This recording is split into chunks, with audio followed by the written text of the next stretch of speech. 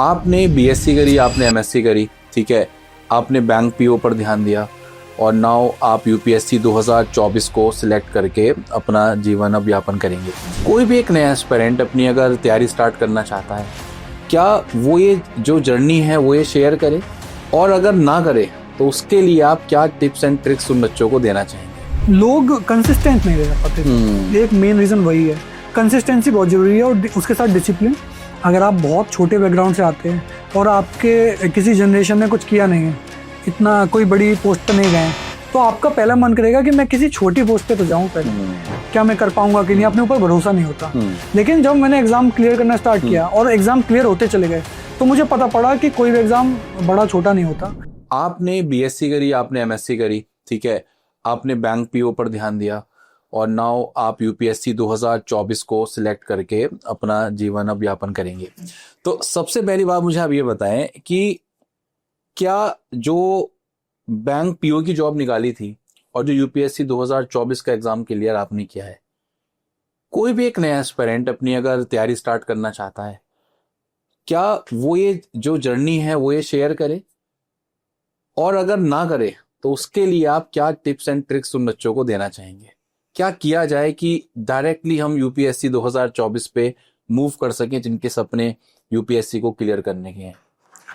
बिल्कुल सर, जिसका सपना अगर यूपीएससी ही है तो उसको तो फर्स्टली यूपीएससी पे ही जाना चाहिए, और बीच में एसएससी या इन पर फोकस करने की ज़रूरत 1-2 साल के लिए तो नहीं है। अगर आपके अटेम्प्ट हैं तो अगर आप फर्स्ट टाइम अटेम्प्ट दे रहे हैं, एक ग्रेजुएशन में है, तो अभी आप एनसीईआरटी स्टार्ट कीजिए, एनसीईआरटी पढ़िए, देखिए आपका मन उनमें लग रहा है कि नहीं, आप पढ़ पा रहे हैं कि नहीं। उसके बाद आपको अगर लग रहा है कि हाँ मैं कर पा रहा हूँ, फिर आप सिलेबस देखिए, पीवाईक्यू देखिए कि पेपर क्वेश्चन कैसे आते हैं, न्यूज़पेपर पढ़ना स्टार्ट कीजिए। तो ये सब बेसिक चीज़ें जो आप स्टार्ट कर सकते हैं। उसके बाद आप फिर किसी कोचिंग से या फिर ऑनलाइन यूट्यूब से कोई कोर्स ले सकते हैं, या फिर यूट्यूब पे तो आजकल फ्री में वीडियोस इतने सारे हैं, तो आप वो कर सकते हैं। तो वहाँ से पढ़ना स्टार्ट कीजिए। अब आपको पता लगेगा धीरे धीरे, एक अटैम्प्ट दीजिए। तो अगर आपकी स्ट्रेटजी स्टार्टिंग में अच्छी होगी और आपने ये सारे स्टेप्स जो मैंने बताए वो अच्छे से फॉलो किए, तो मुझे लगता है आपका फर्स्ट टाइम में ही प्रीलिम्स निकल जाना चाहिए। लोग कंसिस्टेंट नहीं रह पाते। एक मेन रीजन वही है सिलेक्शन ना होने का, कि एक दिन आप 10 घंटे पढ़ रहे हैं, आपका मन किया, अगले दिन आपका मन नहीं किया, आप सोते रह गए और फिर आपने छोड़ ही दिया कि अरे अब नहीं हो रहा। अरे, क्योंकि कंसिस्टेंसी बहुत जरूरी है और उसके साथ डिसिप्लिन। अगर आपने एक दिन 10 घंटे पढ़ा, लेट से नेक्स्ट डे नहीं पढ़ पाए, तो थर्ड डे आपका मन नहीं है, तो 4 घंटे पढ़ो, 5 घंटे पढ़ो, अगले फिर उसको धीरे धीरे बढ़ाओ 15-15 मिनट करके। तो इस तरह से आप। अच्छा, जैसे आपने सबसे पहले अपना बीएससी किया, तो उस टाइम सपना था यूपीएससी का, ये वैसे बेसिकली मन में आया कब कि यार चलो यार अब यूपीएससी पे ही मूव करते हैं? मतलब एग्जैक्टली दिमाग में कब आया? क्योंकि मुझे लगता है कि एक जब हम छोटी बैकग्राउंड से आते हैं, बैकग्राउंड का मतलब छोटे लोकल, जो हमारा लोकलाइज अगर हम बात करें, रहने की बात करें, नेटिव प्लेस की बात करें, तो हम कई जगह छोटे शहरों से आ रहे हैं, लोकल बैकग्राउंड से आते हैं मान लीजिए, तो बच्चों के अंदर ना सोच जो है वो आज भी, खासकर मैं अपने वेस्टर्न यूपी की बात करूँ, मैं भी वेस्ट यूपी से बिलोंग करता हूँ, तो वहां पे देखा जाता है बच्चों को सोचते हैं कि या तो ये गाँव की सोच है कांस्टेबल बन जाए, ठीक है, कि भाई कांस्टेबल बन जाए। ज्यादा से ज्यादा आप सोचते हो कि बच्चा अगर अच्छा पढ़ लेता है तो अच्छा होता है कि बैंक पीओ की तैयारी कर ले, एसएससी सीजीएल में सिलेक्शन ले ले। तो यूपीएससी को क्यों नहीं सोच पा रहे बच्चे अब तक? और आपके साथ भी ऐसा हुआ था कि आपने की सोच भी स्टार्टिंग में सिर्फ ये थी कि चलो बैंक पीओ की नौकरी ले लेते हैं, एसएससी सीजीएल की नौकरी ले लेते हैं, बाद में देखा जाएगा कुछ करना है नहीं करना? उसके बारे में आप क्या कहेंगे? सर बिल्कुल, एक बैकग्राउंड का तो असर होता ही है। अगर आप बहुत छोटे बैकग्राउंड से आते हैं और आपके किसी जनरेशन ने कुछ किया नहीं है, इतना कोई बड़ी पोस्ट पे नहीं गए हैं, तो आपका पहला मन करेगा कि मैं किसी छोटी पोस्ट पे तो जाऊं पहले। तो आप उतना सोच नहीं पाते कि मैं एक बार में ही यूपीएससी बन जाऊं, कर लूंगा, और या आईएएस बन जाऊंगा। तो उसके लिए आपको एक कॉन्फिडेंस चाहिए सर। तो वो कॉन्फिडेंस आता है कोई एग्जाम क्लियर करके। ठीक है। तो लेट मैं था, तो मेरा तो बचपन से था कि चलो, क्योंकि मुझे लगता था, मैं अपने पापा से पूछता था कि कौन समस्या सॉल्व करता है जिले की, तो पापा बताते थे कि एक जीडीएम होता है, एक एसपी होता है, ये लोग कर पाते हैं, बाकी कोई कुछ नहीं कर सकता। तो उन लोगों की उस तरह की सोच थी। तो मुझे उस तरह से पता पड़ा कि कौन कर सकता है, तो मुझे पता पड़ा यूपीएससी के बारे में। लेकिन मेरे मन में भी यही था कि मैं एकदम से यूपीएससी कैसे कर सकता हूँ। मुझे याद है 12th के बाद ही, ग्रेजुएशन के टाइम, मेरे पापा ने बोला था कि तुम दिल्ली जाओ और यूपीएससी की तैयारी करो। मेरे पापा ने बोला, उनको मेरे ऊपर पता नहीं क्यों इतना भरोसा था। लेकिन मैंने बोला कि नहीं पापा, मैं पहले कोई छोटे एग्जाम की तैयारी करूंगा, बाद में करूंगा, जबकि उल्टा होना चाहिए। तो मेरे मन में हमेशा से एक वो था कि मैं ऐसे बैकग्राउंड से आता हूँ, क्या मैं कर पाऊंगा कि नहीं, अपने ऊपर भरोसा नहीं होता। लेकिन जब मैंने एग्जाम क्लियर करना स्टार्ट किया और एग्जाम क्लियर होते चले गए, तो मुझे पता पड़ा कि कोई भी एग्जाम बड़ा छोटा नहीं होता, आपके विल के ऊपर है। अगर आप विल है आप में तो आप कर लोगे।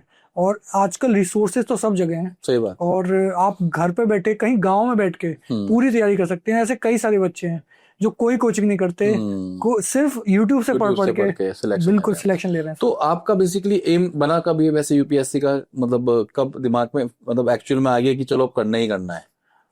सर एग्जैक्ट बिल्कुल जब मेरा फर्स्ट पोस्टिंग हो गई थी, अच्छा, एज एन बैंक पीओ, तब मुझे लगा था कि अब तो मैं तैयारी करूंगा ही। तो इसलिए मैंने साथ में और एग्जाम देना स्टार्ट कर दिए थे। तो एसएससी सीजीएल दिया था, एसएससी के साथ ही आईएमडी का एक एग्जाम होता है, वो भी दिया था, मेट्रोलॉजिकल डिपार्टमेंट। तो उसकी पोस्टिंग दिल्ली में हो सकती थी, इसलिए मैंने वो एग्जाम दिया था, मेरा हो भी गया और पोस्टिंग भी दिल्ली में हेडक्वार्टर पे हो गई। तो वहां फिर मैंने स्टार्ट की प्रिपरेशन सर, दिल्ली आके। तो मैंने मेरा बैंक में जाके फर्स्ट थॉट ये था कि दिल्ली पहुंचना है, फिर दिल्ली में तैयारी करनी है अपना, एक मतलब एक लोकेशनल भी बेनिफिट्स आप चाह रहे थे जी। अच्छा, जैसे इंडिया की मोस्ट प्रेस्टिजियस जॉब की अगर हम बात करें, जिसके पीछे लाखों बच्चे पागल हैं, यूपीएससी तो चलो छोड़ ही देते हैं पहले, उससे हम थोड़ा सा नीचे आते हैं, बैंक पीओ, लाखों बच्चा उसकी तैयारी कर रहा है, एसएससी सीजीएल, लाखों बच्चा उसकी तैयारी कर रहा है। आपने दोनों ही जॉब क्रैक्स करी, दोनों जॉब को क्रैक किया। और ये तो बहुत छोटी बात है, इससे ऊपर बढ़ते हैं स्टेट एग्जाम्स, यानी कि यूपी पीसीएस के एग्जाम 2021 में आपने एक बहुत अच्छी रैंक हासिल करी। मुझे एक छोटा सा क्वेश्चन आपसे पूछना है कि जो बच्चे एक्चुअल में, पहले मैं बैंक पीओ पे आता हूँ, सीजीएल पे आता हूँ, दोनों को मैं कंपैरेटिवली एक जगह रखता हूँ, ये बच्चे सिलेक्ट हो गए, इनके अंदर मोटिवेशन क्यों नहीं आ पा रहा? ये बच्चे, ज्यादातर बच्चे क्या हैं कि एक बार सिलेक्ट हो गए, अपने कंफर्ट जोन में आ गए, इसकी चर्चा भी राकेश सर से भी आपने काफी करी, बट मेरा जो कंसर्न है वो ये है कि ये बच्चे क्यों आगे बढ़ने की कोशिश नहीं कर रहे? और आपके साथ भी ऐसा हुआ था क्या कि जॉब में, आपने भी जॉब प्राप्त कर ली, अमूमन कहावत कही जाती है, पुराने लोग कहते हैं कि बेटा जो मिल गया वो पर्याप्त है ना, जितना मिल गया पर्याप्त है, संतुष्ट रहो, सेटिस्फाई रहो। तो यहाँ पर सेटिस्फैक्शन और स्टैग्नेशन किस तरीके से आप यहाँ पर बताना चाहेंगे बच्चों को कि क्या करो आप, कि भाई एक जगह बैंक पीओ बन गए, एसएससी सीजीएल आप क्वालिफाई कर लिए, बहुत अच्छी पोस्ट है, आप बहुत अच्छी जिंदगी काट सकते हैं, बढ़िया जिंदगी कटेगी आपकी, नो डाउट, बट फिर भी ये मोटिवेशन आप कैसे बच्चों को डेवलप करने के लिए कहेंगे कि वो डेवलप करें, और वो कर सकते हैं, ही हैज कैपेबिलिटी, उनके पास कई सारी कैपेबिलिटीज हैं, इमेंस पोटेंशियल लोगों के पास है करने का, बट वो सीमित हो जा रहे हैं, कोई लव मैरिज कर ले रहा है, कोई शादी कर ले रहा है, कोई कहीं बस जा रहा है, तो क्या कहेंगे? आपका बहुत बड़ा सजेशन यहाँ पे मेरे ख्याल से बच्चों के लिए प्रेरणा रहेगी। सर आपने जैसे बोला ना कंफर्ट जोन, तो कंफर्ट जोन आ जाता है। आप अच्छी सर्विस में पहुंच जाते हैं, तो जहां आपको कोई पहचान नहीं रहा था, तो कल को आपको एक आदमी आपको बोल रहा है सर ये कर दीजिए, सर ये कर दीजिए, तो आप में एक प्राइड आ जाता है, एक ईगो आ जाता है, तो आपको मन करता है कि ये सीट छोड़ के क्यों जानी है, अब मेहनत क्यों करनी है, इतना अच्छा मिल तो रहा है, सब कुछ मिल रहा है। लेकिन वो छिछली चीजें हैं सर, आप वो समझ नहीं पा रहे हैं, क्योंकि आपसे ऊपर भी बहुत सारे लोग हैं जो वहां पहुंचे हैं, पहले भी पहुंचे हैं, आपके साथ भी पहुंचे हैं। तो हमेशा जब भी किसी जॉब में जाओ तो ये देखो कि वहां 10 साल 15 साल से पहले जो काम कर रहा है उससे जरा एक बार बात करो कि क्या है ये जॉब, कैसी है जॉब, क्या सेटिस्फेक्शन है, क्योंकि लाइफ में सेटिस्फेक्शन बहुत जरूरी है। Exactly. अगर आपको लेट सेटिस्फेक्शन नहीं होगा तो आप सेटिस्फेक्शन कहीं और ढूंढेंगे, जॉब से नहीं होगा घर में ढूंढेंगे, लेट घर में नहीं होगा तो आप कुछ और चीज करेंगे, बाहर जाके करेंगे। तो आपको एक सेटिस्फेक्शन चाहिए होता है सर। तो सेटिस्फेक्शन कैसे आएगा? जब आपके पास कुछ चेंज करने की ताकत होगी। एग्जैक्टली। तो मैं ये नहीं कह रहा कि एसएससी में या बैंक में आप चेंज नहीं कर सकते, लेकिन एक अपर हैंड होता है अगर आप यूपीएससी की तरफ जाते हैं तो एक वो बड़ा रीजन है। सेकेंडली अपने ऊपर एक कॉन्फिडेंस रखिए, क्योंकि अगर आप ये जैसे पॉडकास्ट देख रहे हैं या फिर ऐसे कई पॉडकास्ट हैं जो आप देखते हैं, तो वो बच्चे आप बताइए क्या वो अलग हैं? वो उन्हीं बैकग्राउंड से आ रहे हैं, उन्होंने ऐसा क्या सोचा जो आप नहीं सोच पा रहे हैं? एग्जैक्टली। तो उनकी थिंकिंग में जाइए, उनकी साइकोलॉजी समझिए कि उन्होंने ऐसा क्यों किया। क्या सबका एक एम होता है पैसा? ऐसा नहीं है। किसी का एम पावर होता है, किसी का एम होता है कि मैं डिसीजन ले पाऊं, किसी का एम होता है कि नहीं मुझे करना है, किसी का एम होता है कि मेरे माँ बाप का प्रेशर है। तो आप अपना एम ढूंढिए, आप अपना वाई ढूंढिए कि क्यों, मुझे क्यों करना है। तो आप एक बार वाई मिल गया ना आपको, तो आप फिर आपके अंदर कंसिस्टेंसी, डिसिप्लिन सब आ जाएगी। और एक वाई करिए और वो दीवार पर लगा दीजिए कि मुझे इसलिए करना है। जैसे होता है ना कि एक कोट है सर कि जब आप हारने लगे तो ये सोचिए आपने स्टार्ट क्यों किया था। क्यों किया था, तो एग्जैक्टली। वो क्यों जो है ना वो मिलना जरूरी है सर। अच्छा, कई सारे बच्चे पॉडकास्ट जो देख रहे होंगे कह रहे होंगे सर यहाँ पर सत्यम से बात कर रहे हैं, यूपीएससी में इन्होंने टॉप किया है, और एक क्वेश्चन उनके मन में चल रहा होगा अभी भी कि सर जब जॉब लग जाती है ना तो बंदे अंदर कॉन्फिडेंस अपने आप ही आ जाता है। हाँ तो इसके बारे में आप क्या कहेंगे? क्या ये वास्तविकता में आपको लगता है जब किसी अदर एग्जाम्स की आप तैयारी कर रहे होते हैं तो क्या वो कॉन्फिडेंस आपके अंदर रहता है उस एग्जाम को क्रैक करने के लिए? सर मेरे एक्सपीरियंस के अनुसार जो भी बच्चे और भी रहे हैं, एक एग्जाम क्लियर करते हैं ना तो उसके बाद फिर उनके एग्जाम क्लियर होना स्टार्ट हो जाते हैं, जो बिल्कुल कुछ नहीं हो रहा था। तो आपको एक तरह का वो चाहिए, फ्लक्चुएटिंग पॉइंट है कि एक आपको बस एक रखना है, उसके बाद आप उस जोन में आ जाओगे सिलेक्टेड बच्चों में, फिर आप अच्छे से कर सकते हो। तो उस फर्स्ट जॉब के लिए आप जी तोड़ मेहनत कीजिए, जो भी हो सका है। एक बार आपने अगर एक कोई एग्जाम निकाल दिया, उसके बाद आप में एक कॉन्फिडेंस तो आ ही जाएगा कि मैं कर सकता हूँ।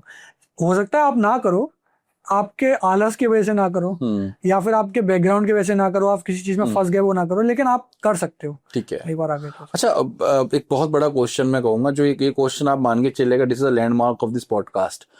क्वेश्चन ये है कि हम हिंदी जो स्टेट्स हैं हमारे, जिसमें खासकर अपना उत्तर प्रदेश, बिहार, राजस्थान, मध्य प्रदेश सब स्टेट्स हैं, इसमें बहुत सारे बच्चों की स्कूलिंग हिंदी मीडियम से स्टार्ट होती है। आई थिंक आपकी स्कूलिंग भी हिंदी मीडियम से स्टार्ट रही। जी सर। आपने भी 12th तक हिंदी मीडियम में पढ़ा? हाँ सर, मोस्टली सब्जेक्ट हिंदी में पढ़ा।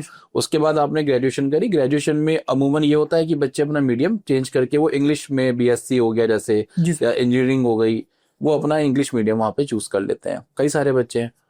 फिर पेपर देने की बारी आती है कि चलो यूपीएससी की तैयारी करते हैं, पीसीएस की तैयारी करते हैं। तो सबसे बड़ा दुविधा जो आती है बच्चों के सामने, ये मैंने बहुत बच्चों को देखा है, मीडियम कौन सा चूज करना है, हिंदी चूज करें, इंग्लिश चूज करें। उन्हें लगता है कि हमारी हिंदी बहुत अच्छी है और हमारी इंग्लिश भी बहुत अच्छी है, या इसका उल्टा कई बच्चों को लगता है कि हमें हिंदी भी नहीं आती ढंग से लिखनी और ना हमें इंग्लिश ढंग से लिखनी आती। तो आप इसका जीता जागता उदाहरण है। क्या कहेंगे ऐसे बच्चों के लिए, किस तरीके से अपने आप मीडियम को चूज करें? वो सबसे पहले ऐसे बच्चे जो हिंदी बैकग्राउंड से 12th किया है, ग्रेजुएशन किसी और सब्जेक्ट से करी, इंग्लिश मीडियम में मान लो लेट सपोज उन्होंने अपने आंसर्स लिखे, एमबीए करा, बीबीए करा, but still they don't have good knowledge about GS subjects, तो क्या आप सजेशन देंगे यहाँ पे? सर मैं भी शिशु मंदिर से पढ़ा हूँ और फिर विद्या मंदिर में पढ़ा हूँ, तो मोस्टली हिंदी था। लेकिन मैं आपको एक प्रैक्टिकल सजेशन दूंगा सर, कि इस मामले में आपको, क्योंकि एग्जाम क्लियर करना है, आपको कोई डिग्री नहीं मिलेगी एग्जैक्टली। तो आप प्रैक्टिकली सोचिए कि किस मीडियम से आप एग्जाम क्लियर कर सकते हो, रेशियो कहाँ ज़्यादा है, क्या आप हिंदी से एग्जाम, हिंदी के बच्चे ज़्यादा क्लियर कर पा रहे हैं या नहीं। मैं ये नहीं कह रहा कि नहीं लो हिंदी मीडियम, लेकिन आप देख रहे हो इंग्लिश के ज़्यादा क्लियर कर रहे हैं, आप इंग्लिश में लिख रहे हो तो ज़्यादा मार्क्स आ रहे हैं, तो आपको, मुझे लगता है, इंग्लिश की तरफ जाना चाहिए। अगर आपका 50% भी इंग्लिश हिंदी है तो, अगर आप बिल्कुल ही इंग्लिश मीडियम के नहीं है तब आपको हिंदी ही लेना चाहिए, क्योंकि फिर आपको चेंज करने में बहुत दिक्कत हो जाएगी। exactly. लेकिन आपको अगर संवाद थोड़ी सी भी इंग्लिश आती है और आपने एग्जाम इंग्लिश में, ग्रेजुएशन इंग्लिश में किया है, तो आपको इंग्लिश मीडियम ही लेना चाहिए, क्योंकि एज पर स्टेट्स तो आपको इंग्लिश ही लेना है। और आपको कुछ चेंज करना है, आपकी हिंदी बहुत ही ज्यादा अच्छी है, आपको अपनी लगता है, क्योंकि हिंदी में बहुत समस्या है सर। exactly. हिंदी को लिखने में समय लगता है, हिंदी के रिसोर्सेज थोड़े से कम है, हिंदी में कीवर्ड्स बड़ी मुश्किल से मिल पाते हैं। तो आजकल पैटर्न चेंज हो रहा है यूपीएससी का, मींस का एग्जाम का, तो वहां पे आपको ये सब चीजों पे ध्यान रखना पड़ेगा। टाइम नहीं होता वहां पे आपको, तो टाइम, पहला फर्स्ट चीज है आपको एग्जाम कंप्लीट करना है, तो आप हिंदी में लिखोगे तो टाइम ज्यादा लगेगा। सेकेंडली कीवर्ड्स लिखने हैं, तो कीवर्ड्स आपके हिंदी में नहीं मिलेंगे तो आपको मार्क्स कम ही मिलना है। तो ये सब चीजें होती हैं सर, इफेक्ट पड़ता है। तो प्रैक्टिकली तो मैं ये कहूंगा कि आप इंग्लिश पे फोकस कीजिए अगर आपने इंग्लिश ग्रेजुएशन की है, लेकिन अगर आपने हिंदी में ग्रेजुएशन किया है तो आप हिंदी से कीजिए, क्योंकि फिर कंपटीशन भी कम हो जाता है, आप हिंदी में अच्छे होंगे। क्योंकि ऐसा भी नहीं है कि यूपीएससी में हिंदी में नहीं हो रहे, यूपीएससी को भी कुछ हिंदी में रिजल्ट देने हैं। एग्जैक्टली, सही बात है जी सर। और आप अगर हिंदी के बच्चों में अच्छा कर रहे हैं तो आप अच्छे मार्क्स लेके आएंगे। एग्जैक्टली। अच्छा, तो स्टार्ट करते हैं। सबसे पहले हम आपके जो तैयारी का स्तर रहा, स्टार्ट जब आपने तैयारी करी अपनी, तो कैसे करी बेसिकली, कैसे आपने प्रीलिम्स मेंस को कैटर किया, कहाँ से स्टार्ट किया, कौन से सब्जेक्ट से स्टार्ट किया, वो थोड़ा हमारे जो एस्पिरेंट्स उनको बताएं एक बार आप।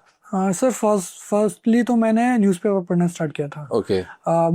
मुझे लग गया था, और मैंने जो भी टॉपर्स के वीडियोस देखे वो ये बता रहे थे कि न्यूज़पेपर पढ़ो। न्यूज़पेपर पढ़ के एक पर्सपेक्टिव मिलता है कि क्या हो रहा है और क्यों हो रहा है, तो वो आपको पता पड़ेगा। तो वो एक इम्पोर्टेंट पार्ट है एक प्रिपरेशन का, आपको रोज न्यूज़पेपर पढ़ना है। ठीक है। सेकेंडली फिर मैंने देखा था कि सिलेबस क्या है और उसके अनुसार मुझे क्या पढ़ना है, तो मैंने एक जगह थोड़ी सी कोचिंग ली थी। ठीक है। ताकि मुझे एक गाइडेंस मिल पाए कि ओवरव्यू क्या है। तो वो ओवरव्यू मिला था, उससे मुझे इतना ही पता पड़ा कि क्या पढ़ना है, तो वो इम्पोर्टेंट था।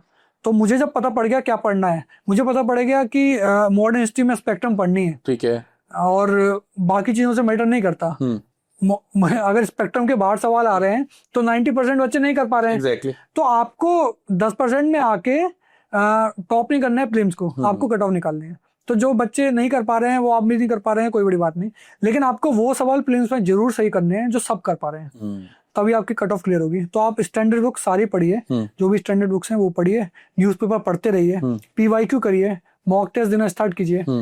दीज आर द 4 थिंग्स जो हर टॉपर आपको बताएगा। Exactly. और ये बहुत क्लीशे है और आपको लगेगा कि ये तो सब लोग बताते हैं, लेकिन यही है बस। Exactly. इसके एक्स्ट्रा अगर आप कुछ कर रहे हैं, क्योंकि आजकल क्या है मैंने देखता हूँ अभी 2-3 साल में टेलीग्राम पे बड़े चैनल, हाँ, टेलीग्राम पे बहुत चैनल्स हैं। और सर उनके PDF. कंपाइलेशन, हर महीने कंपाइलेशन, उनके हर तरह के कंपाइलेशन, हर चैनल के अपने कंपाइलेशन, वो टेलीग्राम पे ही कोचिंग चला रहे हैं। तो आप अगर वहां फंस गए तो आप फंस गए, फिर आप फंस जाएंगे।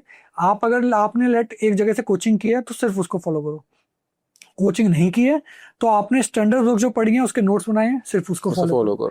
और करंट अफेयर्स के लिए एक कोई मंथली मैगजीन पढ़ना स्टार्ट कर दो। मुझे लगता है इतना बहुत है प्रीलिम्स के लिए। तो इतना ही आदमी रिवाइज कर ले, इसको सम अप कर ले, बहुत नहीं कर पाता सर, इतना भी नहीं हो पाता। लेकिन आदमी क्या करता है कि और चीजें करना शुरुआत कर देता है, तो कुछ भी याद नहीं रहता। लास्ट टाइम में प्रीलिम्स के टाइम सारा मगअप हो जाता है दिमाग में और कुछ ध्यान नहीं रहता। तो मुझे लगता है कि एक सोर्स पर रहना चाहिए, उसको बार बार रिवीजन करना चाहिए। Stick to the subject. सबसे पहले मैं अगर आपसे बात करूं तो बच्चों को हिस्ट्री के लिए अगर हम स्टैंडर्ड बुक की बात करें तो मॉडर्न के लिए सब स्पेक्ट्रम बोल रहे हैं। मॉडर्न के लिए सर सबसे पहले एनसीईआरटी में आप या तो ओल्ड एनसीईआरटी पढ़ लीजिए या न्यू एनसीईआरटी, एक ही पढ़नी है। तो क्लास 6 से 12 तक पढ़ना है या फिर 11-12? 9 से 12 भी चलेगी, 11-12 भी चलेगी। अगर आपको बिल्कुल ही आइडिया नहीं है तो 9 से 12 पढ़ लीजिए। अगर आपको आपने पढ़ी है पहले भी तो 11-12। अच्छा, अगर हम बात करते हैं एंशिएंट इंडिया की और मेडिवल इंडिया की, कितना कॉस्ट बेनिफिट इनको पढ़ना? थोड़ा कम है सर, क्योंकि आजकल क्वेश्चंस वहां से आते ही नहीं, एनसीईआरटी से बाहर से ही आते हैं। लेकिन आपको एक ओवरव्यू तो होना ही चाहिए। ओवरव्यू के लिए किसी के कंपाइलेशन कोई बहुत ज्यादा जरूरी है क्या? पूरा घोट के भी जानी है? आर.एस. शर्मा नहीं है, आप एक बार पढ़ लीजिए। जैसे आर.एस. शर्मा आती है तो आप पेंसिल लीजिए और जो आपको इम्पोर्टेंट लग रहा है उसको अंडरलाइन कर लीजिए। अगर आपको कल को टाइम मिलता है तो आपको सिर्फ अंडरलाइन को रिवाइज कीजिए, नोट्स वगैरह बनाने की जरूरत नहीं है, क्योंकि फिर वो उतना बट मॉडर्न के लिए, मॉडर्न इंडिया के लिए आपको नोट्स बनाने चाहिए, क्योंकि मॉडर्न का वेटेज ज्यादा होता है। राइट। और यहाँ पर भी ज्यादा होगा और मेंस में भी ज्यादा होगा। अच्छा, अगर हम आर्ट एंड कल्चर की बात करें तो उसके लिए क्या सजेस्ट करेंगे? मेंस में रोल ठीक ठाक है? आर्ट एंड कल्चर के लिए सर वही फाइन आर्ट्स की एनसीईआरटी। अच्छा, और बाकी काफी है। बाकी सिंघानिया साहब की जो बुक है, अगर आपके पास टाइम है तो, बाकी मुझे तो लगता है बुक पढ़ने के बजाय आप सिंघानिया सर के जो नोट्स नहीं आते पुराने, वो ही पढ़ सकते हो, उतना भी चलता है। अच्छा, मैं आपको वही बताना चाह रहा हूँ। एक्चुअली मैं आपको कुछ ऑनेस्ट बताऊंगा कि थीम रिपीट होती है सर एग्जैक्टली पेपर में, तो आप हर साल कंपाइलेशन बढ़ता जाएगा, आर्ट एंड कल्चर बढ़ता जा रहा है और नए नए डांस फॉर्म, नई नई चीजें आती रहेंगी। आप कितना डिटेल में पढ़ोगे? नहीं पढ़ पाओगे। अगर कोई डांस फॉर्म के बारे में क्वेश्चन आ भी गया जो आपको नहीं पता, तो आपको पहले डांस फॉर्म क्या है वो तो पता होना चाहिए। तो आप अगर आंसर में डांस फॉर्म के बारे में ही लिख देंगे और टाइप के बारे में नहीं लिख देंगे तो आपको आधे नंबर तो वैसे ही मिल जाएंगे। ठीक है। तो कॉस्ट बेनिफिट रेशियो बहुत कम है उसका। नितिन सिंघानिया सर की बुक बहुत बड़ी है और सिर्फ आर्ट एंड कल्चर के लिए पूरी बुक पढ़ना, या तो आप सिर्फ सिलेक्टिव टॉपिक्स पढ़ सकते हैं। तो सिलेक्टिव टॉपिक ही पढ़नी है। मैंने एक्चुअली कभी नितिन सिंघानिया सर की बुक नहीं पढ़ी है, इसलिए मैं आपको बता रहा हूँ सर। मैंने सिर्फ फाइन आर्ट्स एनसीईआरटी पढ़ी थी, बेसिक सिलेबस वाइज उसको आपने कवर किया। और नितिन सिंघानिया सर के मैंने ऑनलाइन सर्च कर लिए थे नोट, जो पुराने नोट्स थे वही मैंने पीडीएफ में ही पढ़ी थी, वही लैपटॉप पे ही। बस ऐसा नहीं कि बहुत ज्यादा डेप्थ में उसमें गए हो। नहीं सर, पॉलिटी के लिए आई थिंक लक्ष्मीकांत एक बार सफिशिएंट है। उसके बाद आप न्यूज़पेपर और PYQ GS2 के लिए मतलब आप वैल्यू एडिशन उसमें कर सकते हैं। ज्योग्राफी के लिए एनसीईआरटी सफिशिएंट और GC Leong is good book. हाँ सर, जीसी लियोंग अच्छी है, मैंने जीसी लियोंग पढ़ी थी। मैंने पूरी फिजिकल नहीं, पूरी पढ़ी थी या कैसे मतलब? मैंने तो पूरी पढ़ी थी उस जीसी टाइम। लोग पूरी पढ़ी आप हाँ। एनसीईआरटी के बाद भी? नहीं, एनसीईआरटी नहीं पढ़ी पहले, अच्छा। जीसी लियोंग ही पढ़ी, लेकिन बाद में मुझे पता पड़ा फिजिकल की एनसीईआरटी अच्छी है। हाँ, बहुत तो अच्छी आप किताब फिजिकल एनसीईआरटी ही पढ़ सकते हो, जीसी लियोंग पढ़ने की जरूरत नहीं पड़ेगी। हाँ। एक्चुअली पहले जीसी लियोंग इसलिए पढ़ते थे लोग क्योंकि जीसी लियोंग का जो सेकंड पार्ट है उसमें ट्राइब्स के हाँ। उस तरह के क्वेश्चंस आते थे। अब मुझे लग रहा है वो क्वेश्चंस आते नहीं है इतने। कुछ टॉपिक्स जो है उसको आप सिलेक्टिव जीसी लोग से पढ़ लो कहीं से हाँ, निकाल के, जी, लेकिन I think NCERT is the most crucial. NCERT में तो सब कुछ कवर हो जाएगा और वहीं से क्वेश्चन यूपीएससी पूछता भी है। अच्छा, और इकोनॉमी की बात करते हैं तो इकोनॉमी के लिए क्या करा आपने? सर इकोनॉमी के लिए मैंने कोई एनसीईआरटी नहीं पढ़ी थी क्योंकि एनसीईआरटी मुझे उतने कॉस्ट बेनिफिट लगे नहीं। मैंने पढ़ी थी लेकिन मैं सजेस्ट नहीं करूंगा। विवेक सिंह सर की एक बुक आती है, तो मैंने विवेक सिंह सर का टेलीग्राम चैनल ज्वाइन किया था। अच्छा। उनकी बुक ले ली थी, तो वो मुझे बहुत हेल्प करी। उनकी बुक बहुत ल्यूसिड, बहुत सिंपल है। अच्छा। और बहुत अच्छे से समझाती है। अच्छा। साथ ही साथ वो फिर एक 450 550 कंपाइलेशन निकालते हैं क्वेश्चंस का, वो भी मैंने किए थे। इकोनॉमी में मैंने सर इतना ही किया था और वो सफिशिएंट था।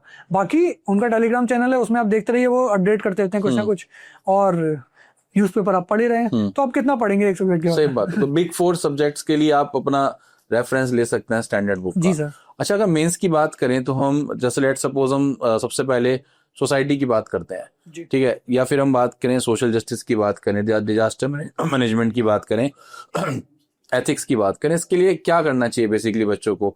बच्चे किताब के पीछे जाएं इसमें या कुछ और करने की कोशिश करें? सर ये जो सब्जेक्ट्स है ना, जैसे आप सोशल जस्टिस की बात कर रहे हैं, ये सब्जेक्ट्स की कोई ऐसे कोचिंग में या कोई पढ़ा नहीं सकता क्योंकि ये अलग ही टॉपिक होते हैं। तो मैंने क्या किया था, इनके कंपाइलेशन कहीं से किसी कोचिंग की वेबसाइट से जहाँ पूरा कंपाइलेशन हो रखा होगा वहाँ मैंने निकाल लिया, उतना पढ़ा मैंने। पीवाईक्यू देखे कि क्या सवाल आ रहे हैं, फिर मैंने उसको विकिपीडिया किया और उसी के पॉइंट्स लिख लिए। बार बार वही सवाल रिपीट होते हैं। सोसाइटी कैसे चेंज हो रही है, ग्लोबलाइजेशन ने सोसाइटी का क्या कर दिया, जो टॉपिक्स हैं उसको ही सर्च करना शुरू कर दिया। रूरल सोसाइटी अर्बन सोसाइटी में क्या अंतर है, स्लम आ रहा है तो क्या सोसाइटी में क्या अंतर है। तो सोसाइटी के सवाल ऑल दो सेम रहते हैं और मोस्टली सोसाइटी के सवाल सिलेबस से नहीं आते, वो सवाल आपको खुद ही लिखने हैं, जनरल एस्पेक्ट जी। तो वो आप न्यूज़पेपर पढ़ के या अपनी अंडरस्टैंडिंग से आपको लिखने पड़ेंगे। और एथिक्स का तो सर पूरा मैंने फोरम आइज की रेड बुक ली थी सर। अच्छा। तो वो मैंने पूरी पढ़ी थी, उसके नोट्स बनाए थे। और केस स्टडीज के लिए मैंने मुदित जैन सर के वीडियोस देखे थे। अच्छा है यूट्यूब वो। पे, बहुत बढ़िया सर। अच्छा। वो मतलब प्रैक्टिकली जो मार्क्स दिलवाने वाली बात होती है वो बताते हैं, तो दैट वाज गुड। तो ये दो चीजें मैंने एथिक्स के लिए की थी। और बाकी तो हाँ, एक और चीज मेंस के लिए इंपॉर्टेंट है, टॉपर्स की आंसर कॉपी सर, बहुत इंपॉर्टेंट है। अगर आपको एज चाहिए तो टॉपर्स की आंसर कॉपी चाहिए, क्योंकि मुझे लग रहा है मैंने year 1 Aditya Agarwal last year जो आए थे और अनिमेश प्रधान, इन लोगों की जब टॉपर कॉपी देखी थी तो मैं उस टाइम मेंस के लास्ट 1 मंथ बचा होगा और मैं पढ़ के मैं सोच रहा था कि ऐसा तो मैं कैसे लिख पाऊंगा। उनके एग्जाम्पल कुछ अलग ही थे। तो उससे मुझे फायदा क्या हुआ, उनका पढ़ के वो मैंने एग्जाम्पल्स उठाए और वो मैंने अपने आंसर में लगाए। तो उन लोगों ने भी कहीं से वो आंसर उठाए होंगे। Exactly. तो आपको वो पकड़ना है, ठीक है। यूनिक बनाने के लिए आपको ये करना पड़ेगा, जो कोई नहीं लिख रहा वो आपको लिखना पड़ेगा। एक एग्जांपल हर क्वेश्चन में ऐसा लिखिए जो किसी और ने नहीं लिखा होगा, तो आप एज आपकी होगी, नहीं तो सब आंसर सेम ही लिखेंगे। तो टॉपर्स के आंसर कॉपी जरूर करना है आपको, तो ये बहुत मस्त है।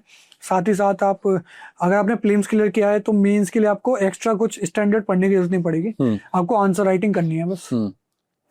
पॉलिटी के लिए जरूर, पॉलिटी और जीएस 3 में कोर्ट केसेस, जो आपके रिपोर्ट्स हैं, आरबीआई की कोई रिपोर्ट आ गई, जो कमिटीज कभी कोई बनी है, कमिटीज ने क्या रिकमेंडेशन दिया।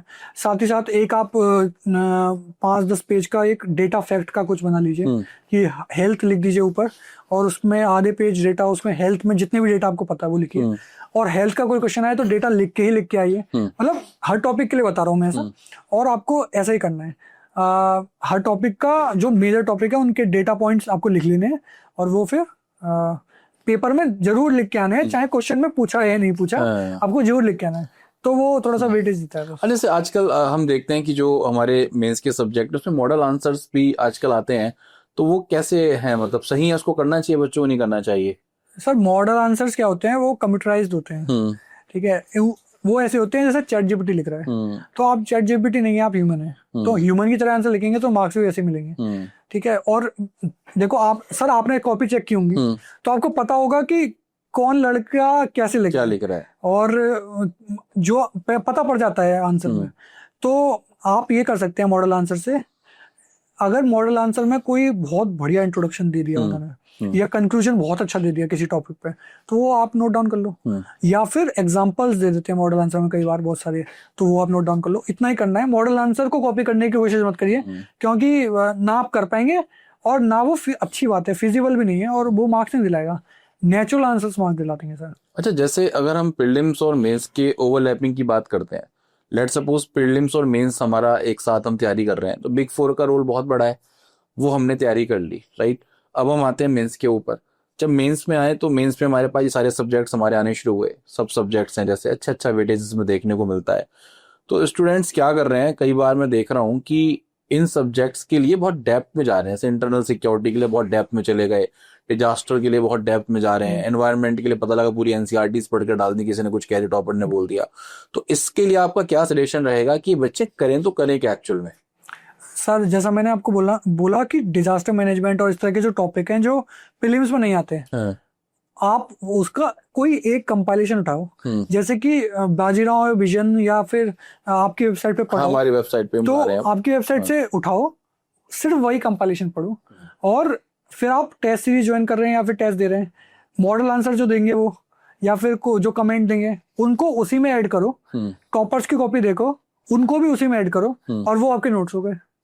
सिर्फ आपको वही पढ़ना है। एनसीईआरटी और एक्स्ट्रा कुछ स्टैंडर्ड बुक, कई लोग इंटरनल सिक्योरिटी के लिए पूरी बुक ले आते हैं। हाँ एग्जैक्टली, इतनी मोटी बुक आती है तो वो पूरी बुक ले आते हैं, इतना नहीं पढ़ना है, 2 क्वेश्चन आएंगे तो और वही क्वेश्चन रिपीट भी होते हैं, तो आपको थीम पता होनी चाहिए बस। तो जो टॉपिक आपने नहीं पढ़े कोचिंग में या जिसका मटेरियल नहीं है, उसका कंपाइलेशन जहां से अच्छा मिल जाए वहां से उठाओ और उसी में एडिशन करो पेन से, क्योंकि वो नोट्स को आपको कहीं पे बेचना नहीं है, ठीक है। तो आप उसको नोट्स को जितना खराब कर सकते हो करो और उसी को पढ़ो, वो रिवीजन के लिए अच्छा होगा सर। ओके, आपका ऑप्शन क्या रहा? मेरा PSIR। तो कितना स्कोर आपका इस बार आया PSIR? मेरा सर 249 था। 249 आया। तो PSIR के लिए कुछ सजेशन देना चाहेंगे हमारे एस्पिरेंट्स को, जिन बच्चों के PSIR ऑप्शनल है अभी और जिनके हाल ही में मेंस 2000 जो आपका अभी रिसेंट एग्जाम्स हो रहे हैं 25 के, वो बच्चे मेंस अपियर हो रहे हैं, तो PSIR में वो दोनों पेपर्स के लिए, ऑप्शन पेपर 1 2 के लिए कुछ इंपॉर्टेंट सजेशन जो आप देना चाहते हैं? सर PSIR में GS के क्वेश्चंस कुछ ऐसे होते हैं पॉलिटिकल साइंस के जो शायद रिपीट हो जाएं कॉन्स्टिट्यूशनल वाइज, तो वहां पे अंतर होता है, आपको वैसा आंसर नहीं लिखना है जैसे GS में लिख रहे हैं। ओके, वहां पे आपको थिंकर लिखने पड़ेंगे कि किसने क्या बोला और ये कंसेप्ट आया कहाँ से, इसका सोर्स क्या है। उसके बाद आपको कोई रिपोर्ट्स होंगी वो लिखनी पड़ेंगी। तो GS का और PSIR का आंसर अलग अलग होता है, टॉपिक भी अलग है, ओवरलैप बहुत करता है, लेकिन आपको वही लिखना है। तो आप फोकस कीजिए, जैसे मैंने क्या किया था, मैंने जो थिंकर्स होते हैं थिंकर लिखे, उनके कोट्स लिखे थे, एक ऐसा चार्ट बना लिया था, साथ ही साथ थिंकर लिखे उनके बुक्स लिखी थी, ऐसा चार्ट बना लिया था। ये 2-3 चीजें करके फिर वो मैं उनको रिवाइज करता था, ताकि लेट कोई क्वेश्चन एरिस्टोटल पे आ रहा है तो मैं एरिस्टोटल से स्टार्ट करके कि एरिस्टोटल कहाँ के थे, साथ ही साथ ये बता पाऊं कि उन्होंने इस बुक में ये बोला है। तो इससे आपका जो आंसर है उसका वेटेज बढ़ेगा, क्योंकि अगर आप नॉर्मली डायरेक्ट लिख दोगे तो मार्क्स कम मिलेंगे। तो आपको थिंकर्स और उनके साथ उसको वेटेज बढ़ाना पड़ेगा। तो पॉलिटिकल साइंस में बस आंसर लिखने का तरीका बदल जाता है, मतलब किसी भी ऑप्शनल में, लेकिन पढ़ना आपको वही मटेरियल ही है। exactly. तो मैंने तो सर शुभरंजन मैम के नोट्स पढ़े थे। okay. और जब मेरा प्री हो गया था तो मैंने उनका क्रैश कोर्स किया था जो 2 महीने का होता है, तो उसमें उन्होंने आंसर राइटिंग ही सिखाती हैं, वो PYQ कराती हैं पुराने और वो काफी ब्रिलियंट है, मतलब वो क्वेश्चन उठाती हैं, क्वेश्चन हाँ लिखना स्टार्ट करो ऐसे करती हैं और लिखाने लग जाती हैं, और वो मॉडल आंसर होते हैं एक तरह से, और वो कोई भी क्वेश्चन उठाएंगे उस पर मॉडल आंसर लिखाती हैं, मतलब। और तो आपको उनके जैसा नहीं लिखना, लेकिन उनकी लाइनें पकड़नी है, और वो कीवर्ड्स, वो लाइन, वो रिसेंट थोड़ा सा टच भी दे देती है अपने आंसर्स में, तो वो भी आपको आंसर कॉपी में, तो आप जिस भी टीचर से पढ़ रहे हैं वो भी ऐसे करेंगे, तो उनके साथ भी ऐसे करना है। तो आपको बस अपडेटेड रहना है, आपको इंपॉर्टेंट है मीन्स में अपडेटेड रहना है सर। exactly. क्योंकि अगर आप 2 साल पहले की कोई कॉपी पढ़ोगे और अभी की कोई अंतर होगा सर, बहुत अंतर होगा। तो आपको कोई भी क्वेश्चन है तो उसमें एक एस्पेक्ट आप करंट का जरूर लाइए, ठीक है, कोई भी क्वेश्चन हो, और PSIR में भी। ओके, तो थोड़ा सा मैं आपके प्रीलिम्स के ऊपर आता हूँ। अभी प्रीलिम्स आपने, ये आपका 6th अटेम्प्ट था, लास्ट अटेम्प्ट था, 5 प्रीलिम्स नहीं हुए, हालांकि राकेश सर ने इस पे क्वेश्चन पूछा, मैं थोड़ा सा हटके आपसे पूछना चाहूंगा, क्या आपका हर बार जीएस का पेपर क्लियर हुआ? सर हाँ, नहीं सर, मेरा 4 बार जीएस नहीं हुआ। लास्ट टाइम जीएस हुआ था, सीसेट नहीं हुआ। अच्छा, तो जो शुरू के 4 पेपर में जीएस ना होने का क्या कारण था? वही सर, मैं पीवाईक्यू नहीं कर रहा था, मैं मॉक टेस्ट नहीं दे रहा था, थोड़ा सा मैं लापरवाही कर रहा था, है। तो एक रीजन हो सकता है। एक और चीज थी सर, मैं कंपाइलेशन जो आते थे ना, जैसे पीटी आती है जो, वो मैं पीटी पढ़ रहा हूँ और हर्षवर्धन की पढ़ रहा हूँ, तो उससे कोई फायदा तो मुझे दिखा नहीं कभी। वो मेरा दिमाग और खराब करता है। पीटी क्या है, बहुत सारी इंफॉर्मेशन है और बहुत कम टाइम में आपको पढ़नी है, और तो वो आप पेपर में जाके सब उतल पुतल हो जाता है, आपको डाउट होने लगते हैं क्वेश्चन कि नहीं मैंने शायद पढ़ा है, मैंने शायद पढ़ा है, क्योंकि उसमें सब कुछ ही आप पढ़ लेते हो। तो क्वेश्चन जब आएगा तो आपको ध्यान नहीं रहता सही क्या है, बस आपको ये रहता है कि शायद पढ़ा है, सारे ऑप्शन आपको सही लगेंगे।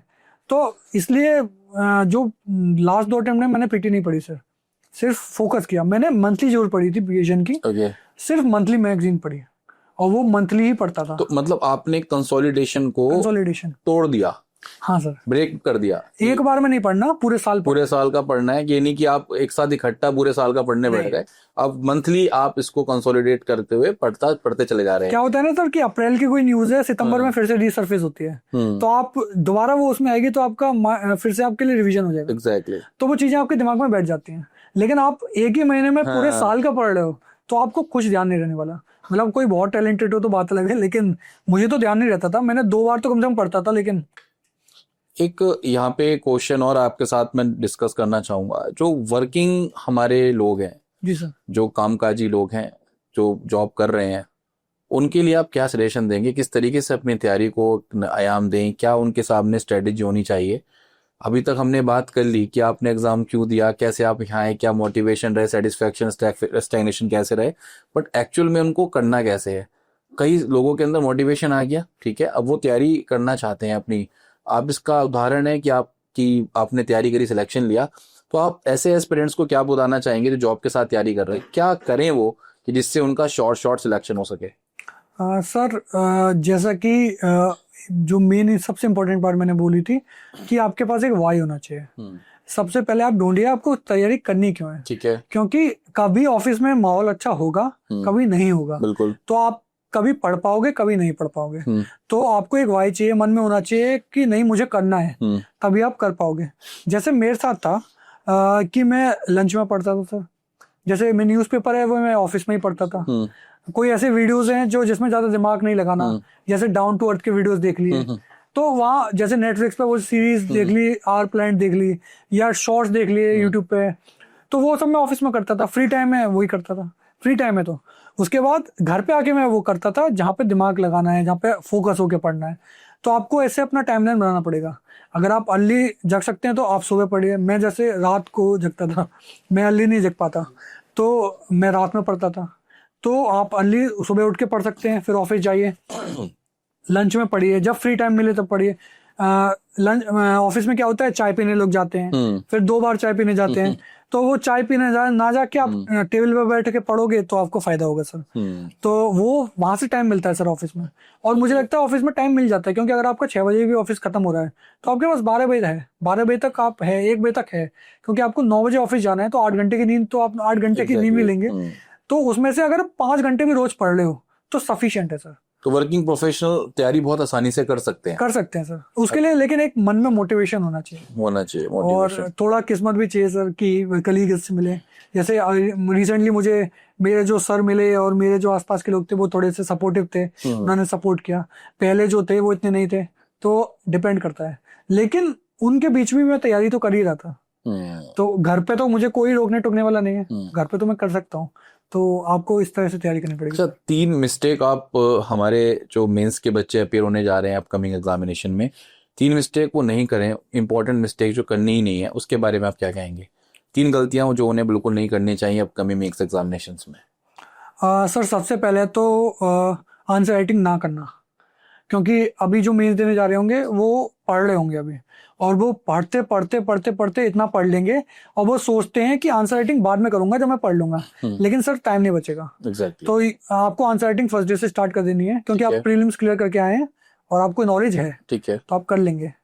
दूसरा सेकेंडली सर मैं ये बताना चाहूँगा कि क्वेश्चन में पेपर कंप्लीट कीजिए, फोकस कीजिए कि पेपर कंप्लीट हो पाए। क्योंकि अगर आपने 19 क्वेश्चन किए और 20वां क्वेश्चन नहीं किया और जिसने 20 क्वेश्चन एवरेज किए तो मार्क्स आपके बराबर ही हो जाएंगे।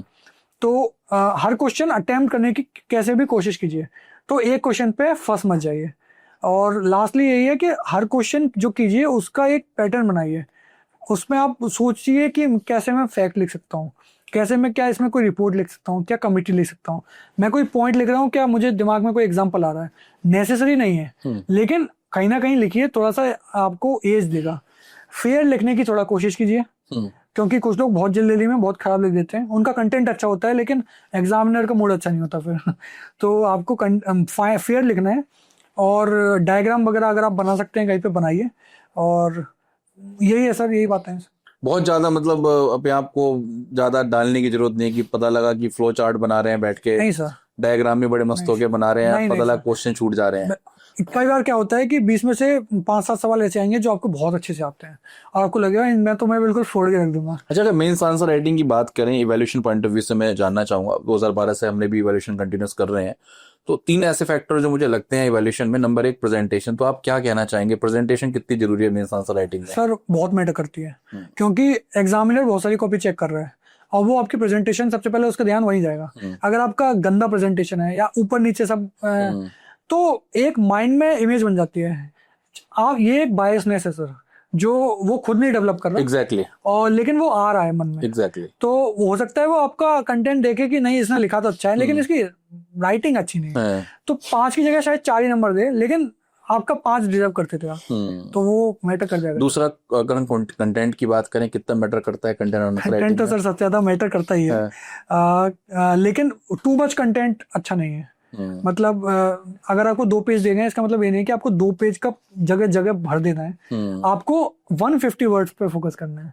150 वर्ड्स लिखिए, कम शब्दों में लिखिए। अगर आपके पास ज्यादा पॉइंट्स हैं तो उनको कम शब्दों में लिखिए, वर्ब्स का और उसका एडजेक्टिव्स का इस्तेमाल मत कीजिए, तो उससे आपका आंसर ज्यादा अच्छा लगेगा, सुंदर भी लगेगा। अच्छा, स्टार्टिंग फेज में मेंस आंसर राइटिंग की हम बात कर रहे हैं, तो कई सारे ऐसे हमारे हिंदी मीडियम के बच्चे, वही आपका वाला फेज में लाना चाह रहा हूँ कि मैं ऐसे बच्चों से रोजाना मिलता रहता हूँ। ये जो बच्चे हैं जब ये आंसर राइटिंग लिखनी शुरू करते हैं या इंग्लिश में कुछ लिखते हैं तो पहले हिंदी में सोचते हैं फिर लिखते हैं, तो ये अप्रोच कैसे कम होगी और कैसे सॉल्व होगी ये सब चीजें? ये तो सर जो हिंदी मीडियम वाले होते हैं तो सबका ऐसा ही है सर। वो ऑब्वियसली पहले हिंदी में ही सोचते हैं, दिमाग तो अपनी मदर टंग में ही सोचता है। तो आपको स्पीड बढ़ानी पड़ेगी और आप कुछ नहीं कर सकते। तो ये इवेंचुअली चीजें डेवलप हो जाती हैं? बिल्कुल हो जाती हैं सर, ये प्रैक्टिस होगी। मैंने फर्स्ट जब आंसर लिखा था, मुझे याद है सर, 15 मिनट हो गए और मैंने आधा पेज भरा था 10 नंबर के क्वेश्चन में। तो दिमाग में ही कुछ नहीं आ रहा था और मुझे कुछ आ भी रहा था दिमाग में तो मैं उसको लिख नहीं पा रहा था। तो आपको प्रैक्टिस चाहिए बहुत लंबी। आप स्टार्ट कीजिए रोज 2 क्वेश्चन लिखने से। ऐसा नहीं कि आप फर्स्ट दिन, पहले ही दिन 10 क्वेश्चन 20 क्वेश्चन और फिर आपका मोटिवेशन मर जाएगा। आपको धीरे धीरे इस्तेमाल क्या कहते हैं स्टार्ट करना है। 2 क्वेश्चन से स्टार्ट कीजिए और 15 दिन बाद हो सकता है उसको 5 क्वेश्चन कर दो और फिर 2 क्वेश्चन करो, फिर एक टेस्ट दे लो। चलो टेस्ट दे सकता हूँ, क्योंकि सर मैं लगातार क्वेश्चन लिख रहा था लेकिन जब मैंने एक मॉक टेस्ट दिया 20 क्वेश्चन वाला तो मेरी हालत खराब हो गई।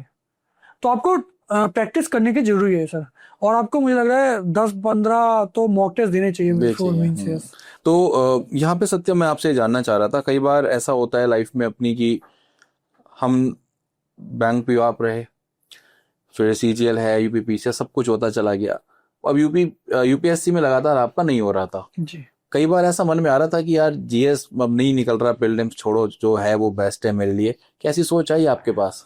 सब मेरे मन में तो नहीं, लेकिन मेरे घर वालों के मन में पूरा था कि छोड़ो, क्यों एग्जाम देते हो और क्या, ठीक है जो है अच्छा है। लेकिन सर वही जो मैंने बात बोली कि मुझे एक ऐसी पोजीशन पे पहुंचना था जहाँ डिसीजन मेकिंग हो, और मुझे अपना तो पूरा देना था। मेरे पास अगर 6 अटेम्प्ट है तो मैं पूरे कम से कम 6 अटेम्प्ट तो दूंगा। लेकिन सर क्योंकि मेरे पास जॉब थी तो मैं दे पा रहा था। अगर मेरे पास जॉब नहीं होती तो मैं फिर किसी और चीज की तैयारी करता। लेकिन वही एक रीजन था सर। अच्छा, जैसे आपने एसएससी की तैयारी करी और उसके बाद आपका मैथ्स बैकग्राउंड भी रहा, मैथ्स क्योंकि एसएससी में काफी वेटेज रहता है, तो हमारा जो यूपीएससी का एग्जाम है उसमें सीसैट में आप देखते हैं मैथ्स का अच्छा खासा एक वेटेज आपको देखने को मिलता है। तो क्या कहीं ना कहीं आपने कैरियर का कभी सहयोग लिया अपनी तैयारी में सीसैट के दरमियान? सर पिछले 3-4 साल में काफी सीसेट जो है टफ हो गया है। तो अब जो मैथ आती है पहले की तरह नहीं आती, अब सीजीएल लेवल की आती है, उससे भी ऊपर आती है। तो लास्ट टाइम मेरा सीसेट में नहीं हुआ था सर, तो मैंने कभी एनालाइज नहीं किया। लास्ट टाइम मैंने फिर एनालाइज किया कि क्या दिक्कत है, फिर मैंने पीवाईक्यू वगैरह किए, तो मुझे रिविजिट करना पड़ा सीजीएल के वाले जो अपने नोट्स थे।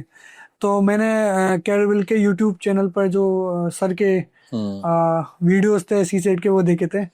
बाकी मैंने सर एक्चुअली यूट्यूब का ही सहारा लिया था। यूट्यूब पे जिन लोगों ने पीवाईक्यू करा रखे थे उन्होंने ट्रिक्स बता रखी थी कि हर बार वही रिपीट हो रही है थीम, आपको वही क्वेश्चन करने हैं। तो वो मैंने लिखे और पूरे नोट्स बनाए उसके, क्योंकि लास्ट टाइम मेरा सीसेट नहीं हुआ था तो बड़ा दिक्कत हुआ। तो इस बार मेरे 135 मार्क्स आए हैं। CSAT 135 marks? हाँ, तो मुझे कभी सीसेट में वैसा लगा नहीं, लेकिन लास्ट टाइम नहीं हुआ तो अब ठीक है, तो 135 आए। तो सर वीडियोस का बिल्कुल फर्क पड़ता है। और सीसेट के लिए कोई कोचिंग तो नहीं ली मैंने, लेकिन मैंने यूट्यूब पे वीडियोस देखे थे सर। तो उससे मुझे फायदा हुआ। तो लास्ट में अब आते हैं थोड़ा सा आपके पेरेंट्स के ऊपर। जी सर। आपके मदर फादर का मतलब माता पिता का क्या योगदान आप अपनी तैयारी में देखते हैं? और बीइंग आपके माता पिता जी दोनों ही अध्यापक रहे हैं, तो क्या घर में स्ट्रिक्टनेस रही आपके प्रति? आपका शायद आई थिंक छोटा भाई भी आप बता रहे थे, तो दोनों में से कौन ज्यादा शैतानी करते थे, और पेरेंट्स की क्या उनके आपके प्रति क्या कंट्रीब्यूशन है, उसके बारे में थोड़ा सा हमें बताएं आप। सर माता पिता का तो सबसे ज्यादा कंट्रीब्यूशन ही रहा है। सबसे पहले तो ये जो मेरा हुआ है सिलेक्शन या होता रहा, तो वो उनकी मेहनत का ही फल है। उन्होंने जो अपना पूरा टाइम जीवन का बच्चों के ऊपर लगा दिया कि हमारी भले के लिए, तो उसका एक मेहनत, उसका एक फल तो होता ही है सर। और माता पिता का मेरा हमेशा सपोर्ट रहा सर। मैं दिल्ली में कोई एग्जाम देने जा रहा हूँ, मुझे कोई कहीं जाना है, मुझे पैसे चाहिए, मुझे कोई फॉर्म फिल करना है, कभी मेरे पापा ने मना नहीं किया कि नहीं करना। मैं उनका कार्ड निकाल के पेमेंट कर देता था, और कभी वो बोलते भी नहीं थे। तो वो एक रीज़न रहा है सर। और मैं करना चाहता था अपने माँ बाप के लिए कुछ। और शैतानी की बात करें तो मैं शैतान तो था ही छोटे में वो ज्यादा शैतान था, अब थोड़ा कम हो गया हूँ। और स्ट्रिक्ट थे सर मेरे माँ बाप दोनों ही, और तो मेरे ऊपर तो बहुत स्ट्रिक्ट थे। और क्योंकि मेरे ऊपर थे तो मेरा भाई उस तरह से बन गया कि नहीं, अगर मैंने कुछ गड़बड़ी की तो पिटाई होगी। तो शैतान मैं ज्यादा था, लेकिन मेरा भाई ज्यादा होशियार निकला। वो थोड़ा सा, मैं थोड़ा सा मेहनती हूँ, मैं मेहनत करके कुछ रिजल्ट लाता हूँ, वो थोड़ा सा पढ़ लेता है और फिर वो कर जाता है। तो अभी वो क्या, छोटे भाई क्या कर रहे हैं आपके भी? वो आईएससी बेंगलोर से सर पीएचडी कर रहे हैं। अरे वेरी गुड, बहुत बढ़िया। तो आपके मतलब मदर फादर का जो मेहनत थी वो 100% सफल रही है? बिल्कुल सर, बिल्कुल। मेरे मदर फादर अब रिलीव्ड हैं। अच्छा, जब सिलेक्शन हुआ, एक पर्सनल क्वेश्चन पूछूंगा, रिश्तेदारों का क्या रिएक्शन रहा है आपके सिलेक्शन के बाद? हालांकि आपने तो सफलताएं कंटिन्यूस देख ही रहे हैं आप, लेकिन क्या रिएक्शन यूपीएससी क्लियर करने के बाद रहा?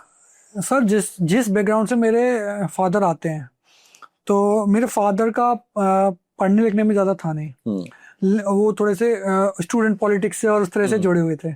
तो लेकिन वो टीचर हैं। तो मेरे क्रिश्चियनों को कभी लगा नहीं कि नहीं इनके बच्चे क्या कभी कुछ कर पाएंगे, ठीक है, अच्छा है, थोड़ा बहुत कर रहा है, अच्छा है, अच्छा है। तो और कुछ रिश्तेदार ऐसे भी थे जिन्होंने बोला भी अरे क्यों इसको, क्या ज़रूरत है करने की, क्या इसको बोलो कि एसएससी ठीक है, बैंक की ठीक है, यूपीएससी थोड़ी कर पाएगा। इस तरह के होते हैं, सुनते सुनते बातें आती हैं। तो लेकिन सर उन्हीं को रॉन्ग करना, और माँ बाप का आशीर्वाद, मेरे माँ बाप का आशीर्वाद था, उन्होंने कभी किसी के लिए बुरा नहीं सोचा। तो वही था एक फैक्टर जो मुझे शायद फायदा मिला होगा। तो रिश्तेदार खुश हैं, अब तो सब खुशी है। अब तो खैर क्या ही, लेकिन मैं हर तरह का खट्टा मीठा अनुभव है। और सबका जो जैसा व्यवहार पहले रहा या अब है, वो आपके मन में तो हमेशा ध्यान में रहता ही है। अच्छा, कहीं सत्यम एक बात मेरे को लग रही थी भी, मैं बैठा था सोच रहा था भी, आपका हर एग्जाम निकलता चला गया, इसमें से कोई भी चीज छूट जाती तो क्या ये जो आज सिलेक्शन है ये रुकता या फिर हो जाता है? आप क्या कहना चाहेंगे?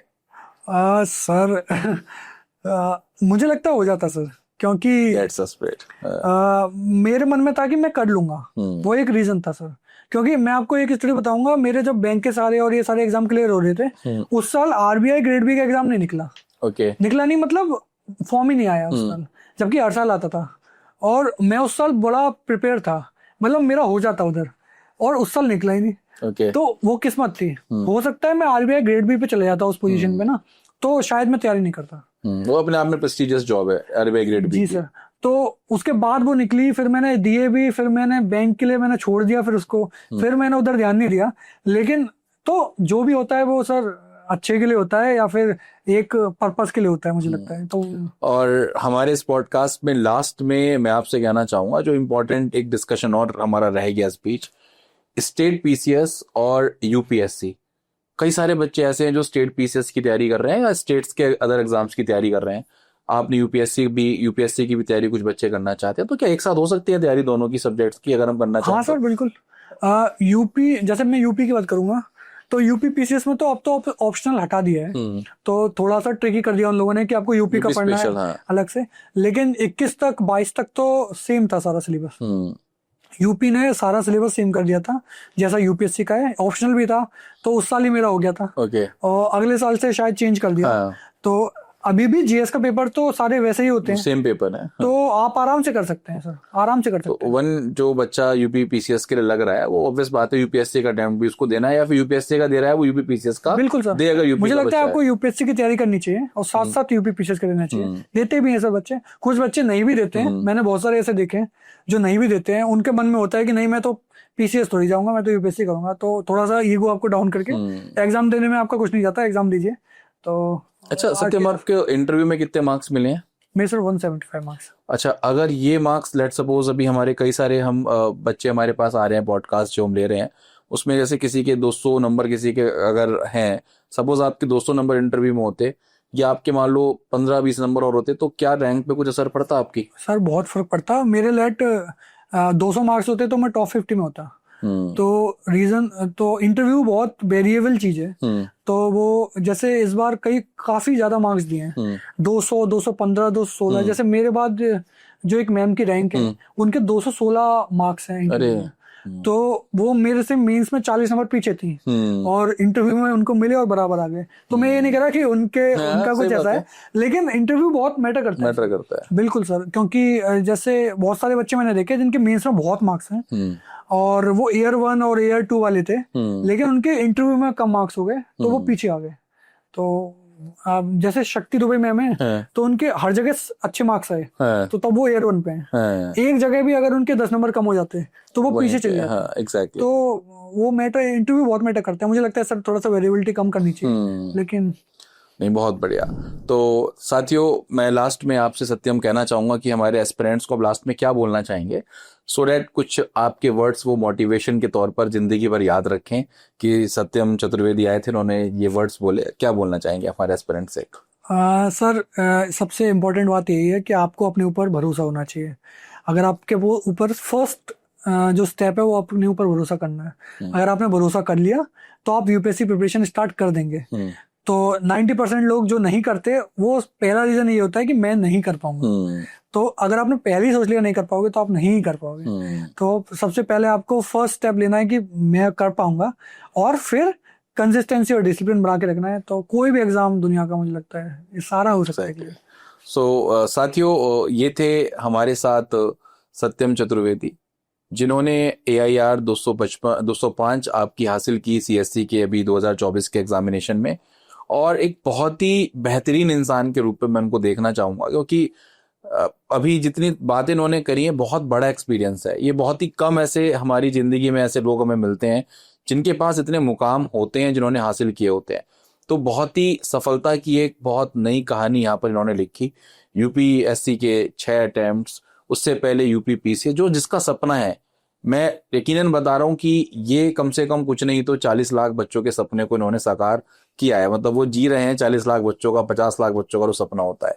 तो मैं उम्मीद करूंगा कि आप सत्यम इसी तरीके से आगे बढ़ते रहें, और आप जो भी पोस्ट आपको भी सर्विस एलोकेशन जो भी होंगे IPS या IRS, उसमें आप बहुत अच्छे तरीके से आगे बढ़ें और अपने देश का, अपने मथुरा का और अपने माँ बाप का नाम जरूर रोशन करें। और बहुत बहुत आपका यहाँ पर मैं आभार व्यक्त करूंगा कि आपने कैरियर IAS के लिए अपना टाइम निकाला। धन्यवाद। Thank you sir, thank you so much.